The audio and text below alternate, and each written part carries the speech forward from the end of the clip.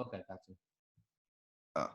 Yeah, What's up, sports fans? Welcome to another edition of the Buffoons Sports Talk. We want to restart that? Yeah. Yeah. Okay. That one's on video. That is. Well, like I said, welcome, sports fans, to another edition of the Buffoon Sports Talk. I'm your host, Troy Alexander. With me, Alex Campbell, and on the other line, Jake Kaufman. What's up, everybody? So this is our first episode going live on a video chat. We're going to be planning to do more of these, actually probably for the next few weeks now that coronavirus has got us sidelined. But honestly, we're probably going to be doing this more often since discovering it, actually since Jake telling us about it. Yeah, I mean, it's a great way for us to, the first time the cameras are on, right? So Right. First time, yeah. I'm excited. Cameras on. So interestingly enough, I guess that's one positive we can take away from Corona, right? Is it's getting us to do this now. Right, and we don't have Phil with us, the other buffoon. He's got some family obligations he's got to attend to, but I'm sure he'll be on more of these and more podcasts with us in the future. But for now, we're going to continue on and get this thing going. So we got a few things to discuss today. As you can see, we've got our sports memorabilia on. I've got my Cavs. Alex has got his Raiders and his Kobe Bryant jersey. He's from California. Jake's got his Jeff Saturday Colts jersey with all of the sports memorabilia on his walls there. But Saturday for Saturday. Yeah. With that being said, we're just gonna kind of jump right in. How do you guys feel about talking about the stupid coronavirus? That's really all there is to talk about, right? I mean, we were kind of stripped of sports, stripped of everything almost. We're not even going to be able to go to work here pretty soon. Yeah, I mean, we could talk a little bit about NFL free agency as we get into it, but I think we got to start with coronavirus, right? And how it's impacted, shut everything down from UFC to baseball, NBA, to hockey, everything. And we had hockey and baseball approaching their playoffs, right? Hockey and basketball.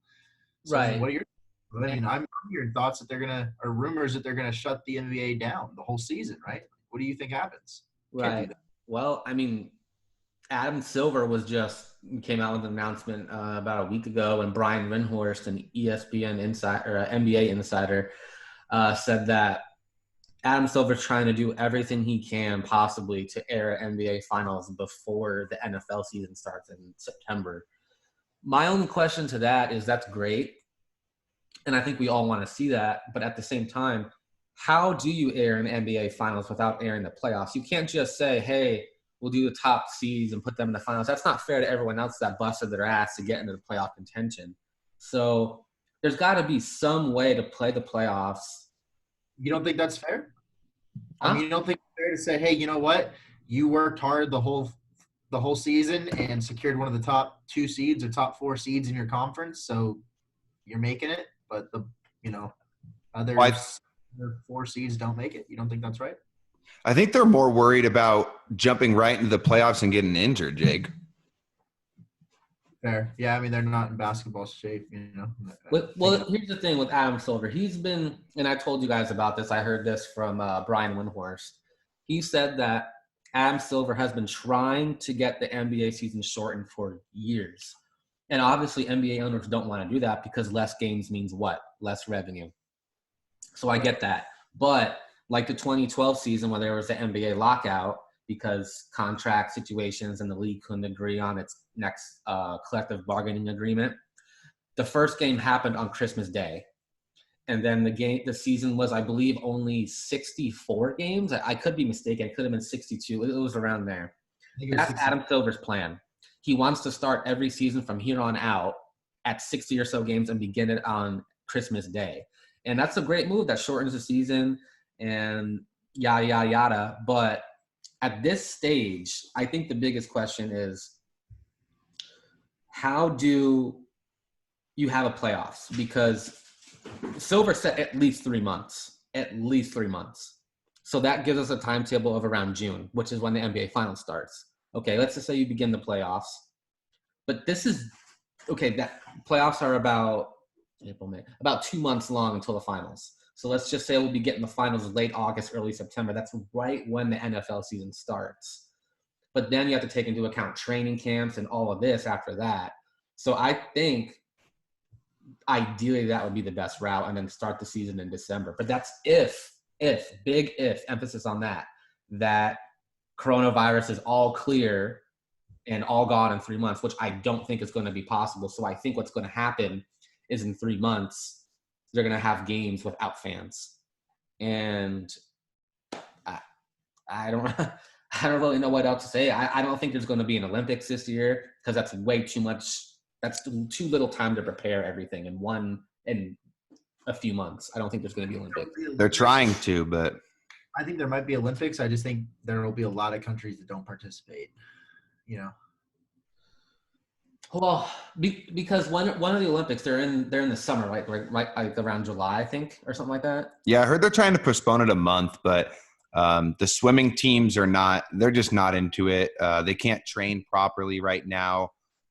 No one's able to train correctly. So you're going into the Olympics not training for the last probably 3 months. I mean, is that really going to be fair to the athletes, and is it going to be entertaining for us? Yeah, I think it would still be entertaining for us to watch some of them. But I think for them, they wouldn't be setting records. I don't think, there'd be no Olympic record set. It might be still, you figure everyone's on the still same or similar playing field there if they are, everyone's in the same boat. That's the only reason I feel like it's okay for the NBA, right? Is I feel like it benefits certain players like LeBron James, who's older. This rest will help him if they come back. But outside of that, not if the season's canceled, though. No, I know. I mean, yeah, if the season's completely over, then that's gonna be a bummer. I think that's really, I think, what we should talk about a little bit, right? Is the implications that this season had for a lot of players. I mean, I think either way we looked at it, I think most people were under, the same agreement that we were either going to see the Bucks, Lakers, Clippers win the championship, maybe the 76ers, potentially the Rockets. But even if, right? I mean, even if you want to throw the Rockets in that conversation, I mean, regardless, a championship this year by any one of those teams would have changed the legacy for quite a few players, right? I mean, you're looking at someone like Kawhi Leonard. If he locks down another championship with a third team, I mean, that's 3 championships, 3 different teams. That's, I don't think, ever been done before. Same thing with LeBron, and this would be his 4th championship. That really helps him really solidify himself as one of those 2 or 3 greatest players of all time. And then on top of that, you've got, Giannis, right? He needs that championship, right? What happens if he wins another MVP and they have another, number 1 seed, but don't make the finals or lose in the finals, right? What does that talk about his legacy? And then same thing goes for James Harden, right? If he wins a championship, it changes where he falls in the all-time rankings as well significantly. So, I don't know. What are your thoughts on that? I mean, yeah, there's a lot of legacies at stake here. Honestly, for me, I'm also thinking of the 76ers because Ben Simmons has that back injury and Embiid's dealing with some injuries. I mean, what if the NBA postseason does get postponed for 3 months and all these teams can come back 100%, which would give us an even better playoffs than we had even anticipated.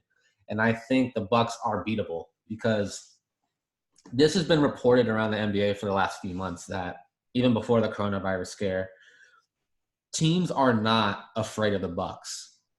And normally that's crazy to think when a historic team like this is playing the way they are. They're first in net rating. Giannis's PER is off the scales. He's an absolute fucking monster. But normally when this happens, teams are afraid of these teams. I don't ever remember teams saying during the Miami Heat's 4 years, we're not afraid of the Heat, or even the Warriors. I don't ever remember a team saying we're not afraid of the Warriors. So these teams were afraid of these dynasties. But when talking about the Bucks, these teams have said, and this was a quote from Brian Windhorst, who's one of the best insiders. He said, I've spoken to teams, and teams think that when they have a game close within the last 5 minutes with the Bucks, they have a chance to beat them. And we're just not afraid of the Bucks. So that being said, I've thought the Bucks are a great team. That's just what they are. But they are beatable. And I would love to see a healthy 76ers team battle them in the playoffs because I think Philly is geared to beat them. And I think Miami's honestly geared to beat them. So Miami is, man. They really are. They're a good 3-point and shooting team. And they're really coming alive these last couple months. You got multiple guys that can guard Giannis on team. You got about 3-4 guys that can guard Giannis. And But as far as legacies are concerned, I mean, yeah, this is huge because the Lakers were on a roll. They beat the Clippers and the Bucks in the span of 2 days.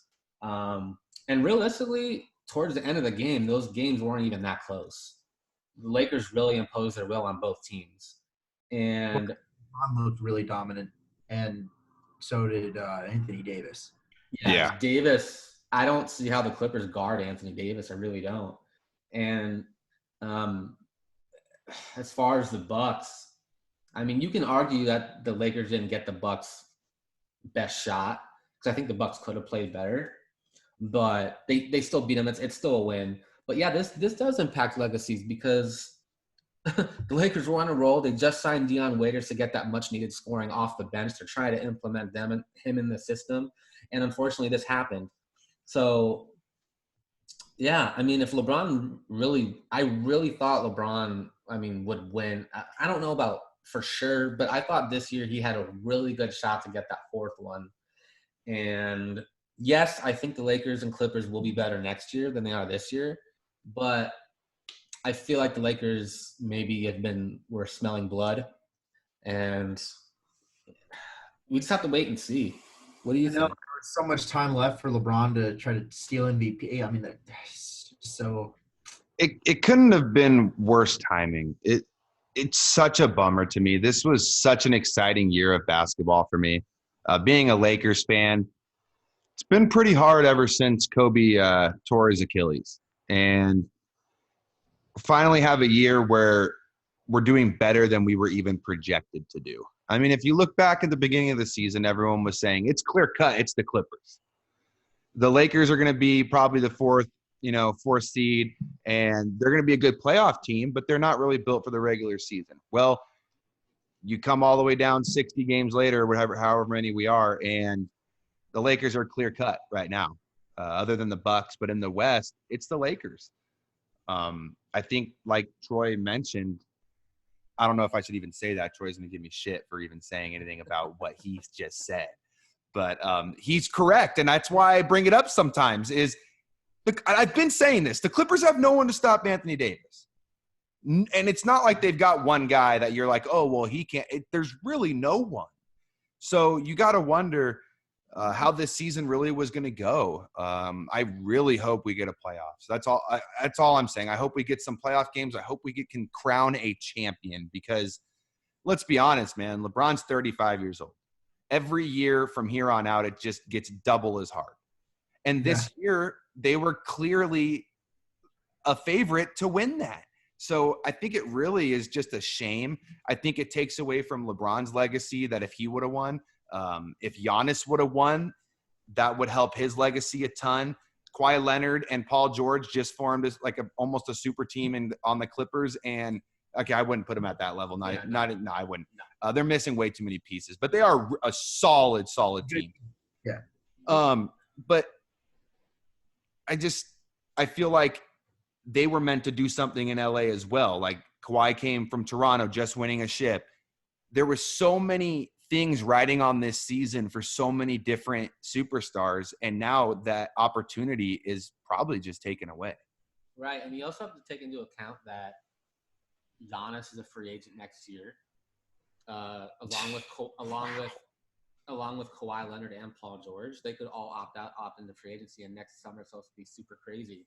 Well, let's jump on that really quick because I think you and I have mentioned before and talked about it that if Giannis doesn't get to the finals this year, he's most likely gone unless they win next year. So I think Giannis has to win at least one championship in the next 2 years for them to have the ability to keep him in Milwaukee. Well, now if you strip away this year, you've got 1 year to make Giannis be able to stay. And not just that, but you have to look into account Giannis' supporting cast. I know people have taken their time to bash Giannis' supporting cast and, he doesn't have another superstar. That may be true, but we don't know where this team is. I don't know where their contracts are or anything and who's a free agent this summer, but you have to look at it that way. I don't know if this team's still going to be the same by next year. That's very true. So we can't just look at the stars. We got to look at the entire supporting cast of these teams. Yeah, and then and you see like the teams like the Lakers, they just keep getting better. They got really good free agent pickups in the buyout market. Right. I mean, I'm not going to say really good players, but they fit their team well, is what I'm saying. And to harp on that, that's one of the reasons Oh, go ahead. Sorry, Jake. To harp on what Alex said, that's one of the biggest reasons I think the Lakers and Clippers will be better next year is because, one, it's Los Angeles. People want to play there.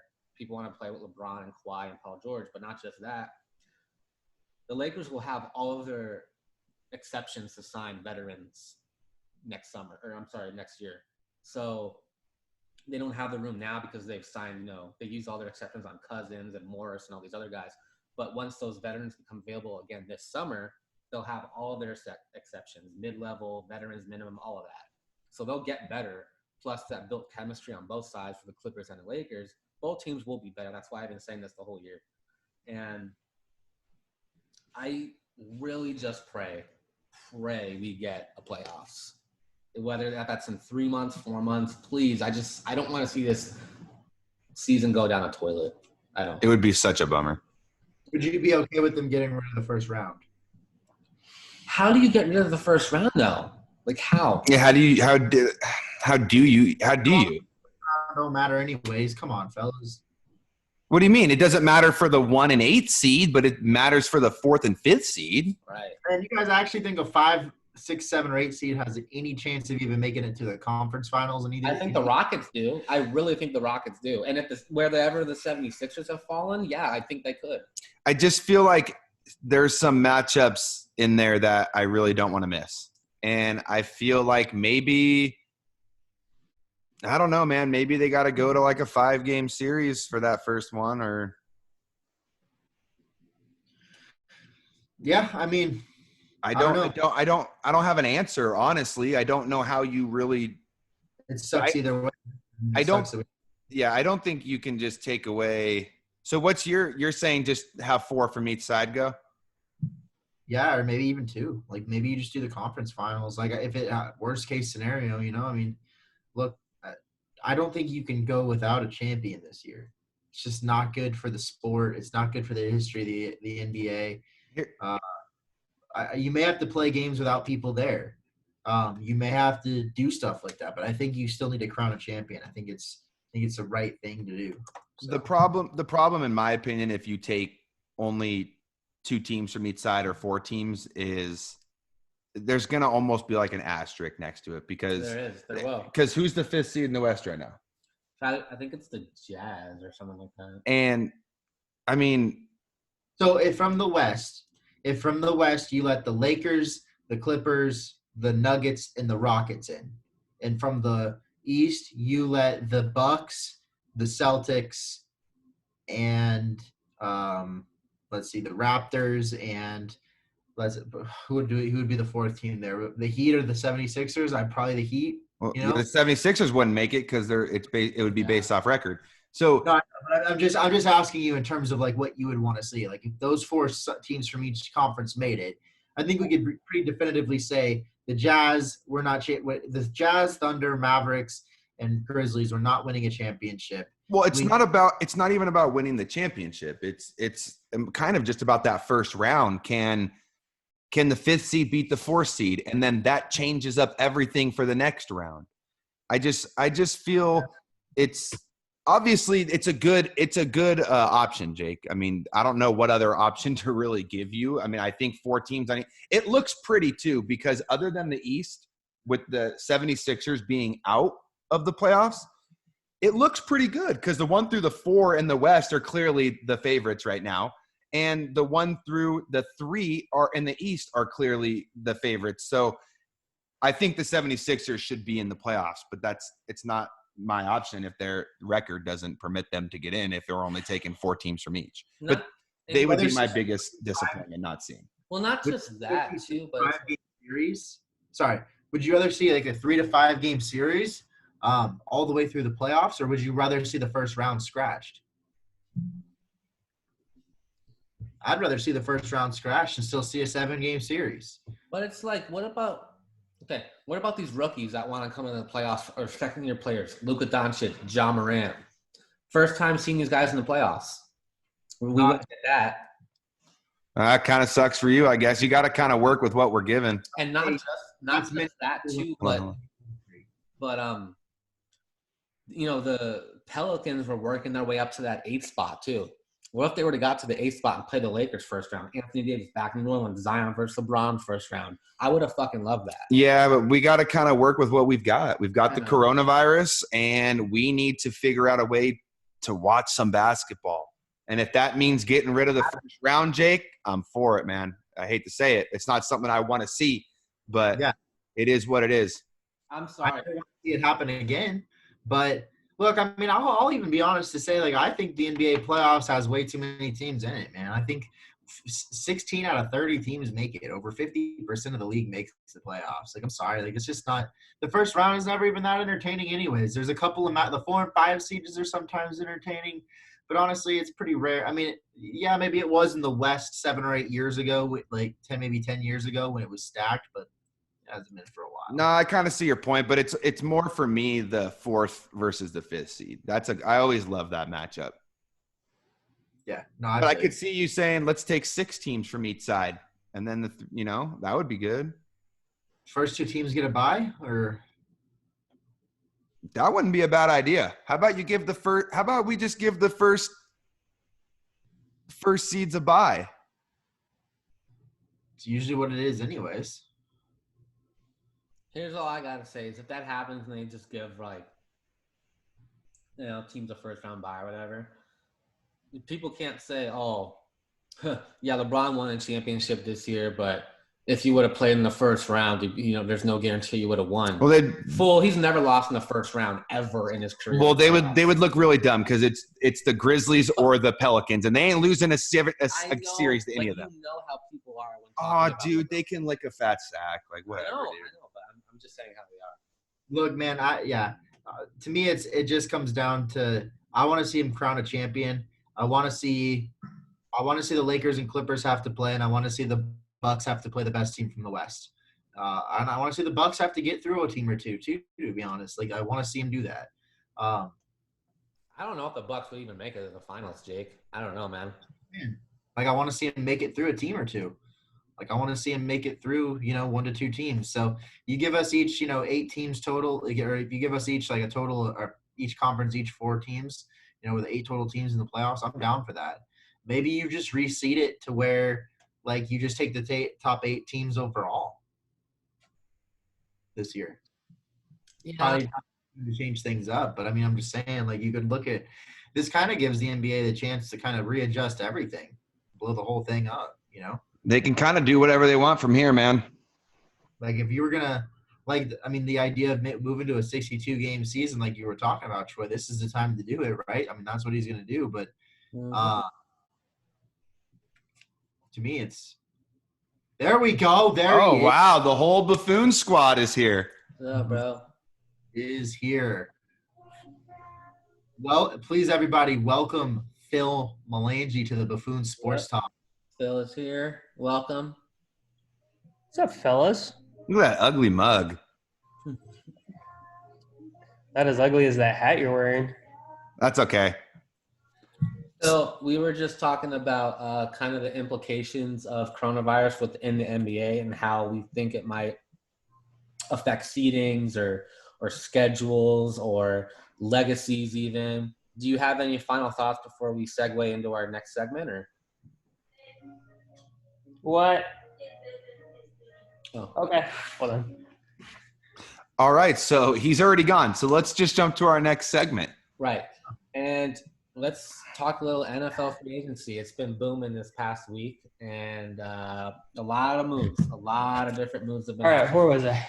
Oh. We've already moved on now.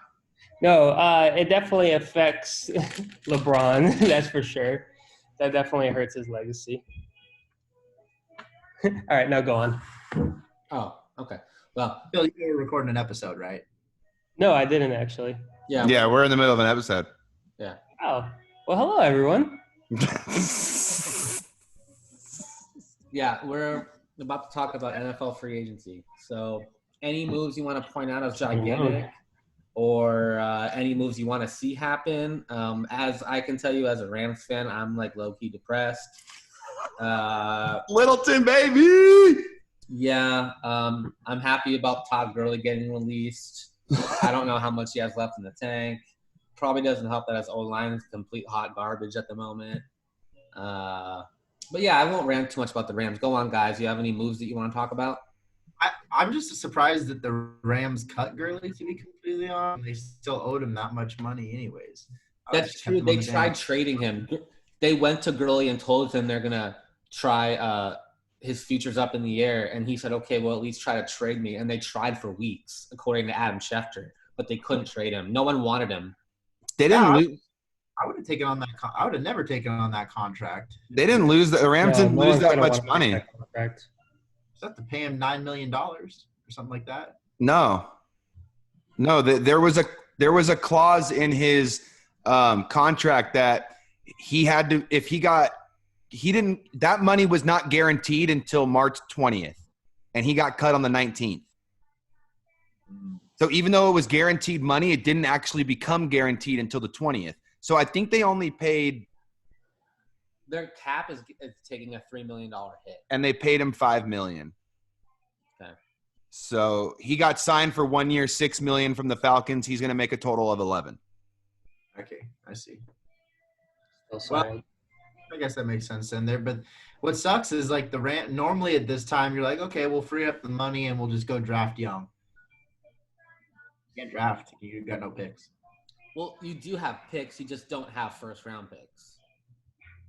What is the Rams' first pick?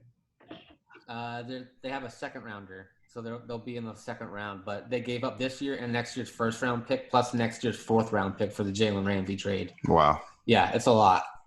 hey, can I actually point out something real quick? I don't know if you noticed a lot of these deals that have been going on in free agency, but does anyone else notice a lot of them are 1 to 2 year deals? Yeah. There's not a whole lot of commitment in this recent free agency. They're taking advice from the NBA on this one. Yeah. They want that guaranteed money and to be able to have the flexibility to move later on. Yep. Yeah, I think Littleton might have got the longest one, 3 years, right? Yeah, he got one of the longest ones. Yeah. Phillip Rivers, 1 year, $25 million. I understand his age. Yeah. Sanders, 2 years. Tom Brady, 2 years. Well, I think the Raiders just signed Eli Apple, too, and I think he's only on a 2 year. Yeah. I mean, that's what you're going to see out of skill position players. And if I'm a running back moving forward, I wouldn't sign a deal. I would want a 3-year deal worth a ton of freaking money. And then I'd be on to my next contract. But that's how I would do it. And I think that's where you're going to have to see running backs negotiate heavy with GMs in the NFL. Otherwise, they're just going to keep getting run to the ground. Because it sucks because right now, if you look at it from a running back's perspective, they get screwed. But if you look at it from a GM's perspective, I'm not signing Gurley or anyone else like that to a long – like if I'm the Giants GM and you got to sign Saquon Barkley coming up, I know that is a really tough move, but I'm not signing Saquon Barkley. I know how stupid that is, but like you may not. Yeah, they had – Could you sign him to just a 2-year deal? if he would have kept it. I'd franchise tag his ass for 2 years and run his ass into the ground for his first like 6-7 years of his contract. Yeah, that's what I would do. And that sucks to say. That's what I would do. That's how you win. Well, I want to go into – I want to talk a little about the Buccaneers because they're very interesting. You've got a tandem of wide receivers on that team to help Tom Brady out. I'm very curious to see how Bruce Arians adjusts to Tom Brady's play style because we've seen it happen. Gary Kubiak did it with Peyton Manning in Denver. So it's very interesting, and it can be done because they're living proof of it. They're both living proof that you can adapt to each other's play styles. And how do we think Bruce Arians is going to adapt, and how do we think Tom Brady is going to do with the weapons currently on that team? I don't know. I just want to point out the Rams don't have a first or a fifth rounder this year. Okay. Yeah, you can still get some Niners don't solid. have a second, third, or fourth. What? Niners don't have a second, third, or fourth. But Ouch. they're first rounders. You first, though, right? Yeah. Get over it. They'll probably trade. Shut up. I'm just saying. That's like, get over it.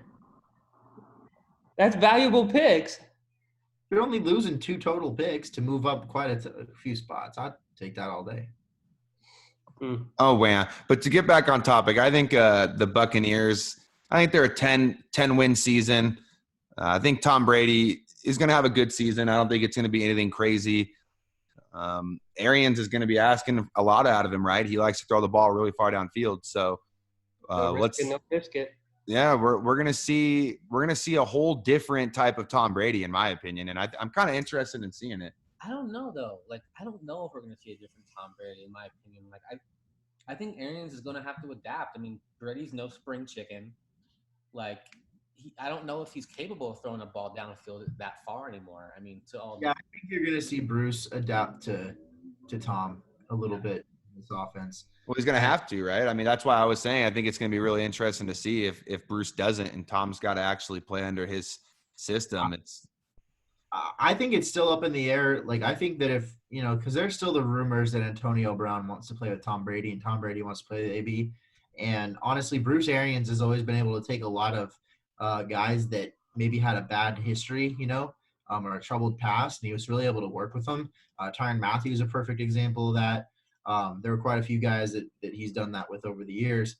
And I'm pretty sure Bruce Arians had some time in Pittsburgh before he spent time with the Colts. Pretty sure he was there with Big Ben for a little while. So he's got some history with those, with some of those offenses that AB has been in as well.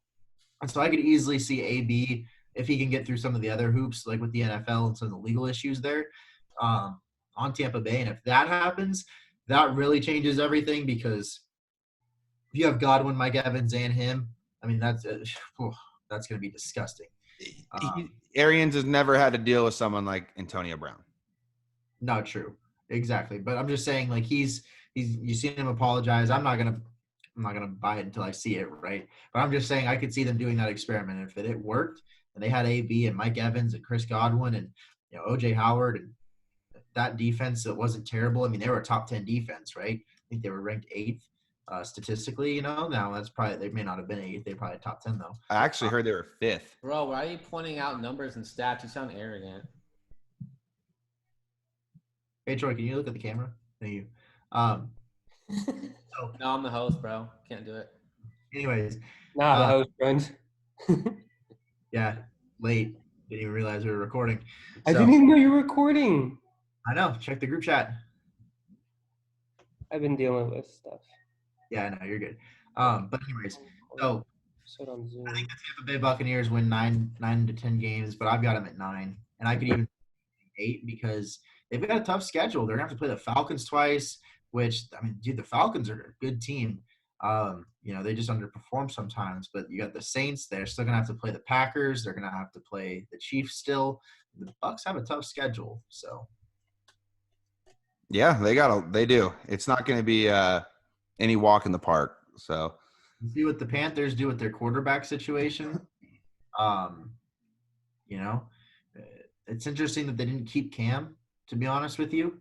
I'm still confused on that. And maybe that's how we transition into some of the other quarterbacks on the market and what's happening there. But what do you guys think about the Panthers? I mean, do you think about the quarterbacks that are left? Andy Dalton came out of the same draft class as Cam Newton, and I'll take Cam over Dalton all day.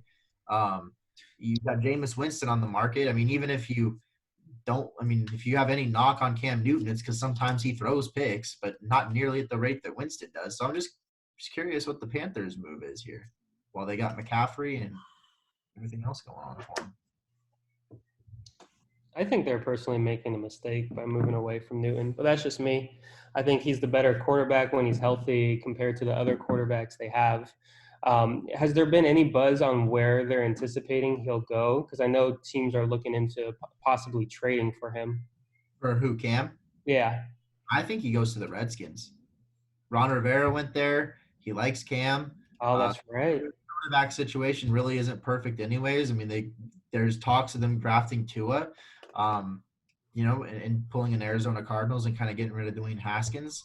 But Dwayne didn't look terrible at the end of last season, but he definitely needs time. He's not ready to take over for the starting job and really try to actually lead a season. Like, unless you're trying to just salvage this dude's career. Like, I mean, unless you're trying to run his career into the ground, I don't know if he'll ever be ready.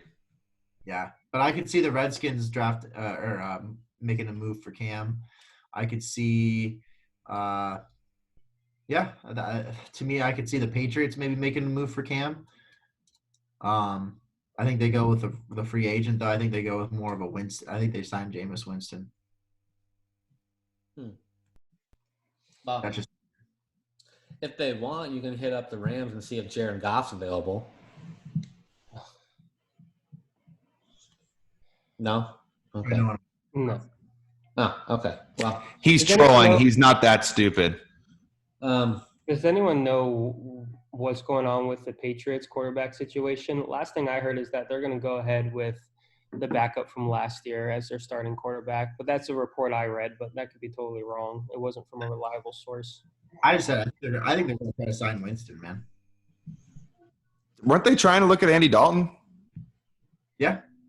I think it's between Winston and Dalton, but I could see Bill going with the Winston route because, look, to me, if you can get Winston to not throw as many picks, he's a good quarterback. He really sucks because he throws as many picks as he does touchdowns. But if you can cut down on those, if you can cut those picks in half, he's a good quarterback. Yeah, how many of those touchdowns were Mike Evans just being a freak of nature? That's true as well. But I'm just saying, like, he really just kind of throws it up to him. actually, I don't think that many, right? I mean, did Mike Evans get any touchdowns? I mean, he's had wide receivers that have made him look a lot better than he is, in my opinion. But I agree. But it's easy to say. The eraser. It's easy to say, well, if he just doesn't throw the interceptions, it's like he throws so many of them, dude. How are you going to just get him to stop? I mean, maybe Bill should just go out there and play QB. Give him the ball. All right. Well, what do you know if there's any other free agents out there worth capable free agents out there that are still on the market or? Clowney. That's been my biggest surprise. Sorry, I forgot about Clowney. Yeah. That's probably my biggest surprise, but I think it's because he's asking for a lot. He is. He's asking for at least $20 million a year.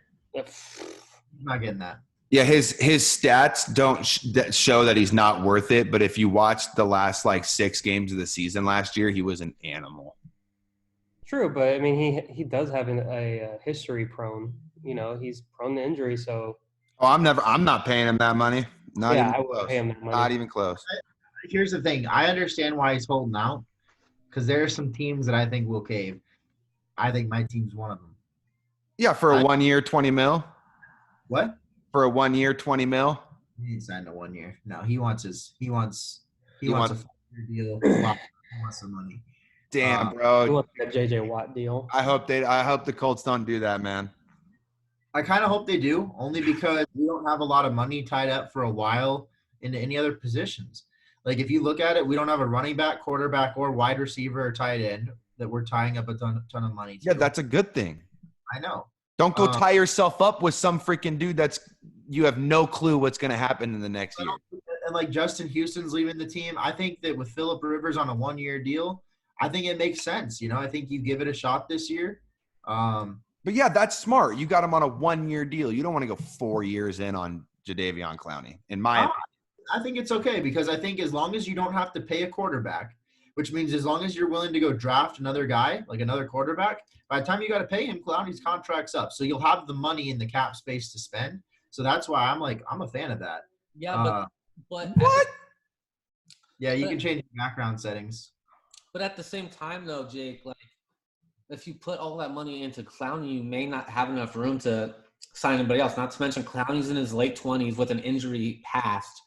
I don't know if I'd sign him for 4 years, which leads him into his early 30s being on the defensive side of the ball either. I don't know. Me personally, it's like what Phil pointed out. A lot of players are on short-term deals. And I don't know if Clowney's going to get that much. I think he will because there's teams that are seeing a window right now with the Patriots without Tom Brady. And I think it depends on what the Chiefs decide to do. Like if the Chiefs, if they sign Mahomes to a ridiculous $200 million deal where he's getting $40 million a year for the next 5 years, I think they're going to see their opportunity to go in right now because I think Lamar's going to have to get paid soon. And so to me, I'm not that high on the Ravens next year. I think people have seen what the Ravens are doing. I still think the Chiefs are the team to beat. I think the Chargers take a step back, without anybody. So I think the Patriots take a step back a little bit. I think the Steelers will be right back in it, but they're lacking their skill position players now, like AB and Le'Veon Bell, and Big Ben's going to be 38 or 39. So I think that's not as big of a threat. So I think like a team like the Colts, they're seeing their chance to go all in. They've got the O-line. They'll get the veteran quarterback. They still have young Jacoby in case, Phillip Rivers just starts having a meltdown year like he did last year. But if he goes back to form like he did 2 years ago when Frank Reich was helping him out and or not Frank Reich, but the offensive coordinator for the Colts, right now, he could have a great year. Well, yeah, Ravens also got Michael Brockers from the Rams, so they the Rams lost so many goddamn people, man. Ugh. Yeah, any other moves you want to talk about as far as our favorite teams? I'm not going to go into the Rams. Look, basketball is taken away from me. The Rams aren't going to be very good this upcoming year. It's a very depressing time for me. Do you want to talk about the Colts, the Niners, and the Raiders and some of the moves they've made? Yeah, I think the Raiders have made – sorry, go ahead, Jake. I was just going to say the Colts and 49ers made a pretty big trade.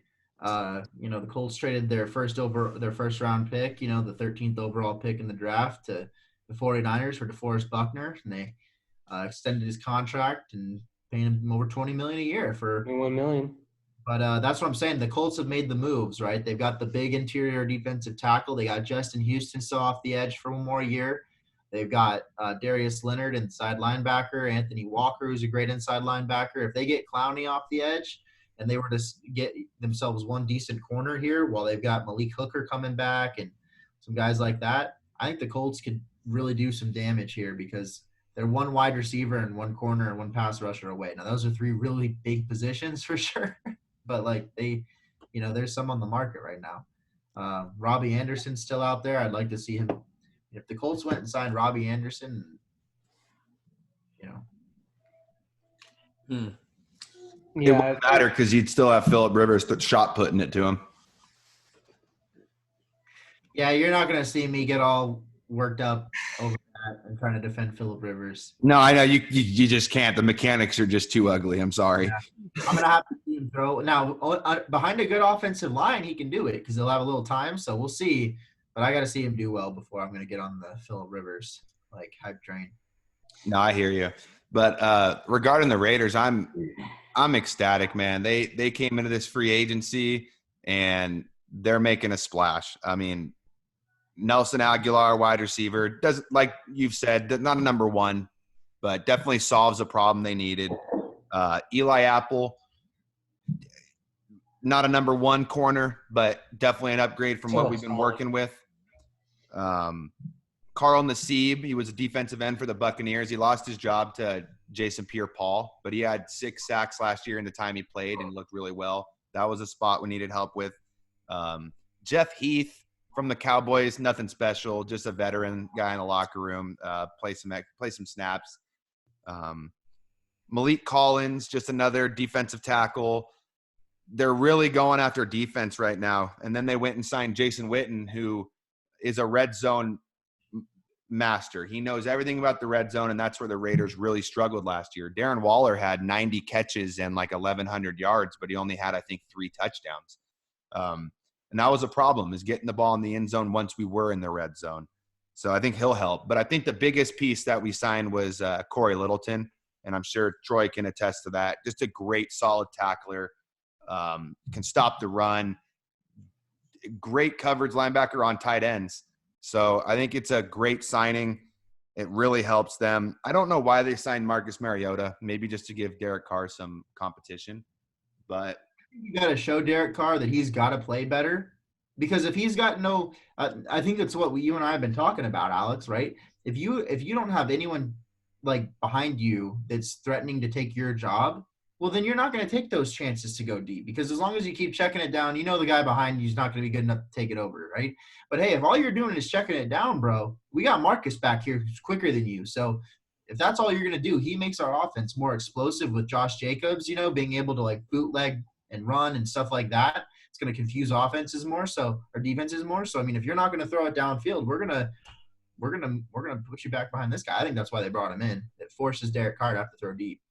Yeah, they've definitely made some moves. They've got 2 first-round picks. They're heading in the right direction going into Vegas. That's all I can say. Fuck the Raiders. I love it. I love it. Everyone say it. Just bring in the hate. Come on, bring it in. I love it. Nah, it's cool. Fuck the Niners. Yeah, Hey, speaking about the Niners, can I talk about them now? Go ahead, Mr. West Palm Beach on the beach with his hat and shirt on. Yeah, I didn't know that you got to kick it out here. Aren't you supposed to be doing social distancing? I am doing social distancing. Do you see a person anywhere near me? Do you see a person anywhere near me? No. Besides that palm tree. Yeah, you're right. You got Jake there. But you had to get on an airplane. I have actually my own private jet that I flew myself. That I flew myself. Wow. Fucking guy. Why aren't we on the beach doing a podcast together? About that.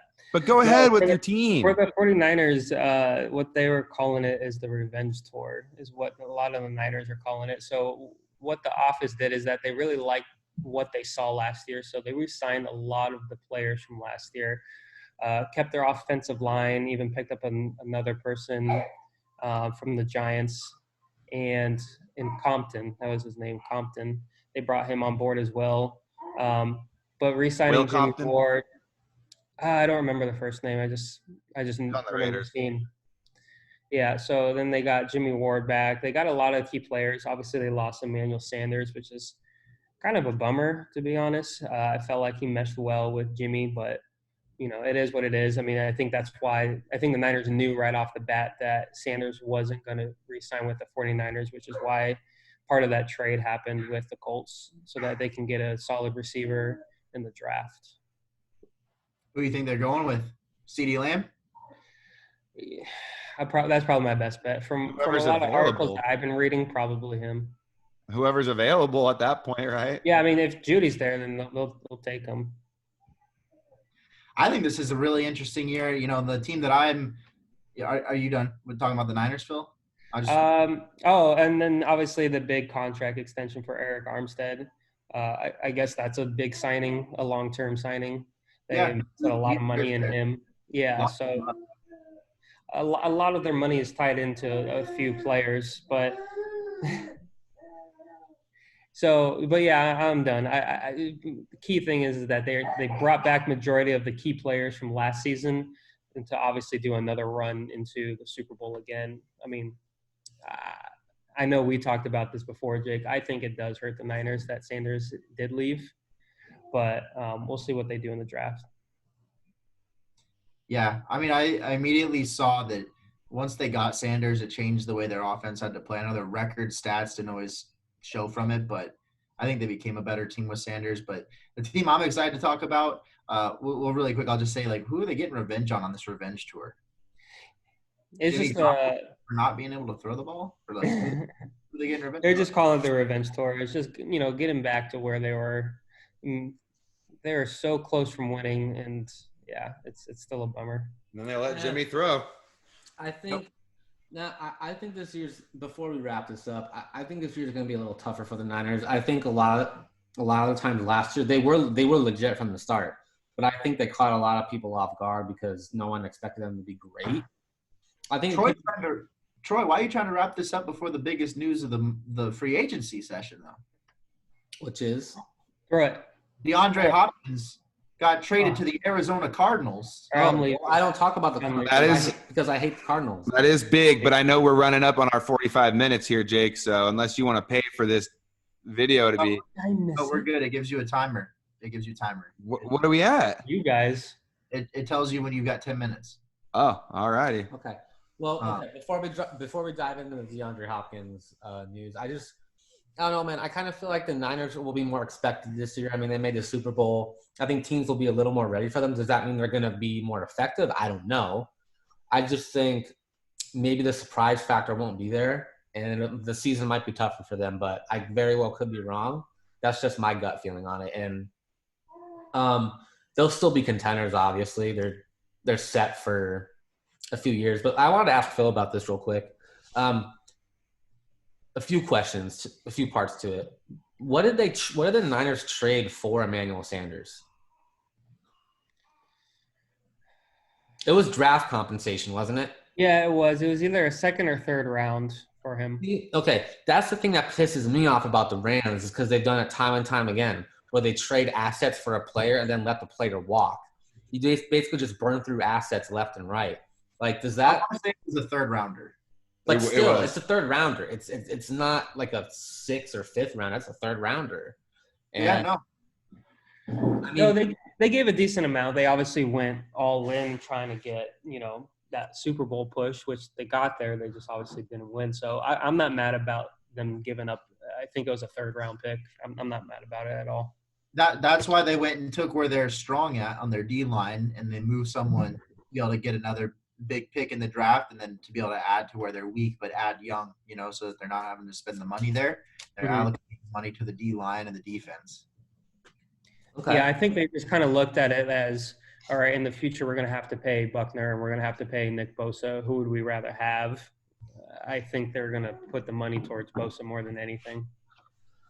Well, Right. I think look at someone like Shanahan, right? Who, the way he can draw up plays, he can make a lot of receivers and running backs look really good, right? So as long as you've got a guy like Kittle, like they've got, I think that you can make other wide receivers look good as long as they've got different. You need your speedy guy, you need your big body guy, you need your route runner for sure. Like you need those guys, your good hands catcher that's going to get you those first downs. But outside of that, I think the Niners are set to still be a really competitive team over the next 4 years, 3 years. Yeah, I'm still predicting they're going to make the playoffs this season. Yeah, Wild card or winning the division, I'm not sure, but I think one of the two. they will. They're going to win because I think the Cardinals win the division. I think the Niners win the division. No, I just asked because as a Rams fan, like the Rams did this 3 years ago, where they traded their best corner in EJ Gaines straight up for Sammy Watkins. That very next summer, when trading started, they let Sammy Watkins go, and then a year later, they traded draft compensation for Dante Fowler from the Jags, and then they tagged him, and then this summer they let him go. So it's frustrating when teams trade assets for players they don't intend to re-sign. No return on investment. Right. There's no ROI on it. Zero. It's just, man. Win the Super Bowl, I think it works. If you win. If you win. But you just get there and lose. Yeah. But well, let's transition really quick. Let's talk about the Cardinals, right? So we got the Cardinals. Yeah. So we got the Cardinals, and they traded David Johnson. Yeah. They not only look, they got rid of a bad contract. They were going to cut David Johnson. They got rid of a bad running back contract. Thanks for cutting me off, Dad. What? Nothing. Go ahead. Wow, bro, arrogant. Not only did they get rid of a bad contract in David Johnson, they got DeAndre Hopkins for it. Arguably the best receiver in the league. I'll take him over Michael Thomas. I'll take Julio still. But I'll take DeAndre over Michael Thomas. If you That might be one of the craziest deals to ever go down, honestly. We may have already talked about this, but if you try to do that trade on Madden, it gets declined. Madden vetoes the trade. That's how bad it is. It's like, nope, Arizona's got to give up more. That's how bad of a trade it is. Wow. So I'm sorry. For DeAndre Hopkins, a lot of players are even saying, a lot of analysts were saying, dude, that dude is worth 2 first rounds. The fact that Arizona ran away with getting rid of a running back with a bad contract and only having to give up, what was it, a second round pick and a future 4th or something like that? That's the other reason I want the Colts to go all in, is because the Texans just lost their best player, in my opinion. It's no longer J.J. Watt, and it might be Deshaun Watson. He's a beast, but he just lost his weapon. Dude, they call DeAndre Hopkins the eraser because you look at his career and look at the quarterbacks he's had thrown to him. He's made quarterbacks look good regardless how bad you are. Well, he's the eraser. Let me ask you a question. If you're a player on the Texans, how much confidence do you have in Bill O'Brien right now? I don't. I'd be furious. I know. So the Colts need to go all in because the Titans, they're going to tag Henry. They just paid Tannehill. They dumb.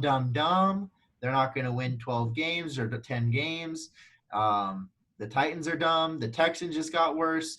And you see the Jags, they're like, yeah, no, Gardner Minshew's our guy. So hopefully he's your guy, and he wasn't just like a 7-game wonder like Kaepernick or someone else was. Like we've seen plenty of times, and maybe Uncle Rico can get it done. But either way, I think the Colts go all in. I think they have a chance to win 10 or 11 games, win that division, and go to the playoffs. So I like what they're doing, and I love what the Cardinals are doing because Kyler Murray throwing to DeAndre Hopkins, Larry Fitzgerald, Christian Kirk, still had a bunch of rookies and young guys from last year. Dude, he's going to get Kyler Murray. And then Sports fans, let me point out that Jake's wearing a Jeff Saturday Colts jersey and hyping up the Cardinals. Like, I don't know that. I'm sorry, Troy. Oh, here we go. It started. Your hat really quick? Huh? Can you show everyone your hat really quick? Yeah. And I'm sorry, what team are you rooting for to win the championship this year in the NBA? Well, the Cavs haven't made the playoffs in years. No, but hold on. I didn't ask that question. I asked what team are you rooting for to win the NBA championship this year? Probably the Philadelphia 76ers.